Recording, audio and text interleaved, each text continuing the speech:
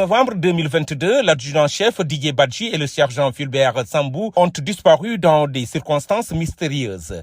Quelques jours plus tard, le corps de Fulbert Sambou a été retrouvé au large du Cap Manuel, alors que Didier Badji reste introuvable. 2 ans après ces événements, des zones d'ombre persistent et les familles des victimes plongées dans une détresse profonde demandent au gouvernement sénégalais de faire toute la lumière sur ces tragédies. 2 ans se sont écoulés. Nous en dirons la tragique perte de nos frères dans des circonstances non encore élucidées.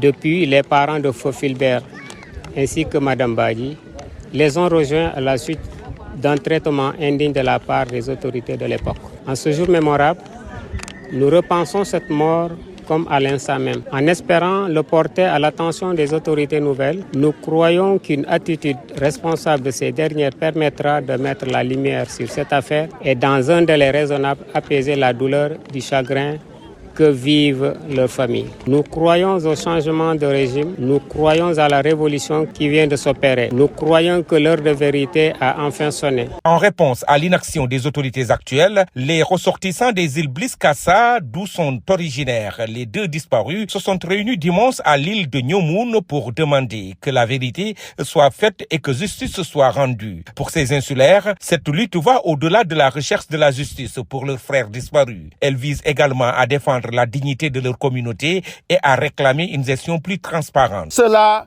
qui viennent de nous quitter, je veux parler bien sûr de ce défunt régime, ces tortionnaires, ces criminels, ils en ont suffisamment tué. Ils ont créé la désolation partout où ils sont passés. Ils ne sont pas comparables aux tontons Macoute des Duvalier. Ils ne sont pas loin de Pol Pot, encore moins de Pinochet. C'est des mauvais types et nous voulons que cela soit identifié, traqué, également qu'ils payent, n'est-ce pas, le lourd tribut. Les femmes des îles Bliss-Kassa ont également exprimé leur soutien lors d'une retraite dans le bois sacré, exigeant toute la vérité à leur sortie tout en indiquant qu'elles ont agi en conscience avec respect pour leur tradition. Le gouvernement est maintenant sous pression pour répondre à cet appel légitime des femmes et des hommes des îles Bliss-Kassa.